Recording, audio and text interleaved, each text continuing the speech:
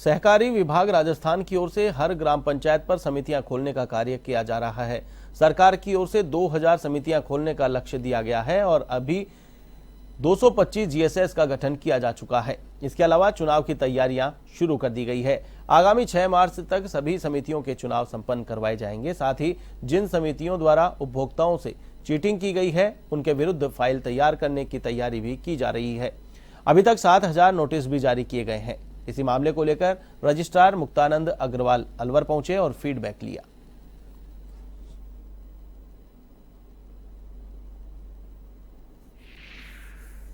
सहकारिता विभाग के रजिस्ट्रार डॉक्टर मुक्तानंद अग्रवाल जी आज अलवर आए हुए हैं। तो सहकारिता विभाग की सर क्या नई योजनाएं इस समय चल रही हैं? और देखिए, जो एक तो नई जीएसएस खोलने का चल रहा है, जो जिन ग्राम पंचायतों में जीएसएस अभी नहीं है, ग्राम सेवा सहकारी समितियां, वहां पर ग्राम सेवा सहकारी समितियां खोली जा रही हैं।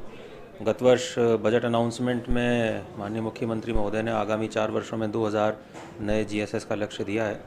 इस वर्ष हमने 225 जीएसएस अब तक गठन कर दिए हैं और आगे भी जो है जीएसएस गठन जारी रहेगा। इसके अलावा कस्टम हायरिंग सेंटर्स की एक योजना चल रही है, जिसमें इस वर्ष 100 जीएसएस या केवीएसएस का चयन करके उनमें कस्टम हायरिंग सेंटर इस्टेब्लिश किए हैं। हर जीएसएस पर राज्य सरकार ने 8 लाख रुपया, राज्य और केंद्र सरकार ने दिया है। 2 लाख रुपया जीएसएस या केवीएसएस का खुद का है। कस्टम हायरिंग सेंटर खुलने के बाद किसानों को उनकी आवश्यकता के कृषि यंत्र और उपकरण सस्ती दरों पर किराए पर मिलेंगे। हर किसी को खरीदने की आवश्यकता नहीं रहेगी और जीएसएस को भी उससे प्रॉफिट होगा। चुनाव भी सर पेंडिंग है काफ़ी समय से। चुनाव लंबे समय से पेंडिंग थे और ऑनरेबल सीएम ने इसको काफ़ी गंभीरता से लिया और निर्देश दिए कि चुनाव की प्रक्रिया करवाई जाए।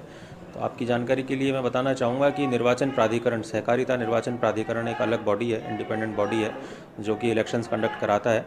और उन्होंने जनवरी में प्राइमरी डेयरी सोसाइटीज़ के इलेक्शन के नोटिफिकेशन के साथ ही प्रक्रिया शुरू कर दी है। डेयरीज़ के इलेक्शंस चल रहे हैं, फिर जिला सोसाइटी और डेयरी सोसाइटीज़ के बाद फिर जीएसएस और केवीएसएस, सीसीबीज, इन सब के इलेक्शंस होंगे। एक चरणबद्ध प्रक्रिया है जो शायद अगले 4-6 महीने में पूरी होके पुनः सभी सहकारी संस्थाओं में इलेक्शंस कंडक्ट करवाए जाएंगे। जो कुछ बड़ी सोसाइटीज़ हैं, जैसे हम आदर्श का या संजीवनी का नाम सुनते हैं, ये सोसाइटीज़ इन्होंने शुरुआत की थी स्टेट में रजिस्टर्ड सोसाइटी के रूप में, लेकिन फिर ये multi state credit cooperative society के रूप में एक से अधिक राज्य में काम करने के कारण ये केंद्रीय रजिस्ट्रार नई दिल्ली में पंजीकृत हुई और उसके बाद से इनका क्षेत्र विस्तार काफ़ी ज़्यादा रहा। और फिर बाद में ये पता चलता है कि किसी कारण से ये पैसा नहीं दे पा रही हैं, अचानक से इनके डायरेक्टर्स जो हैं वो कुछ लापता हो जाते हैं, या फिर बाद में वो जो पकड़े जाते हैं तो वो बताते हैं कि हम पैसा देने की स्थिति में नहीं है। निवेशकों में भी एक अविश्वास की और भय की भावना हो जाती है।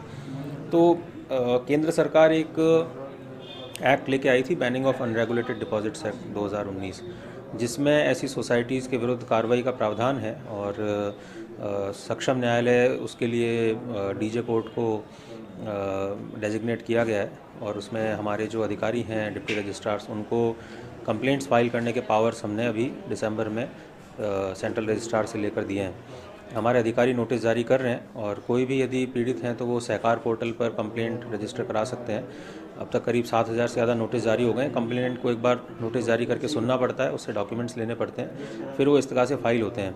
लेकिन इसमें अभी इन 10-12 सोसाइटीज़ के कुछ डॉक्यूमेंट्स और कुछ डिटेल्स, इनके डायरेक्टर पदाधिकारियों के डिटेल्स, वो हमने सेंट्रल रजिस्ट्रार से मांगे हैं। वो जैसे ही मिलते हैं तो हम इनके लोगों की सुनवाई करके इसमें इस तरह से कोर्ट में पेश करेंगे और हमें उम्मीद है कि कोर्ट में इसमें जो है त्वरित प्रक्रिया करके फिर निर्णय पारित होगा और लोगों को न्याय मिलेगा और जो गलत करने वाले हैं उनको दंड मिलेगा।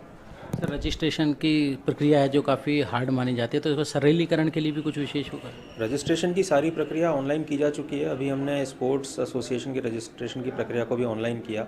अदरवाइज़ भी जो दूसरी सोसाइटीज़ हैं उनके रजिस्ट्रेशन की प्रक्रिया ऑनलाइन है और बहुत सुगम है। काफ़ी पारदर्शिता के साथ काम करने का हम प्रयास कर रहे हैं।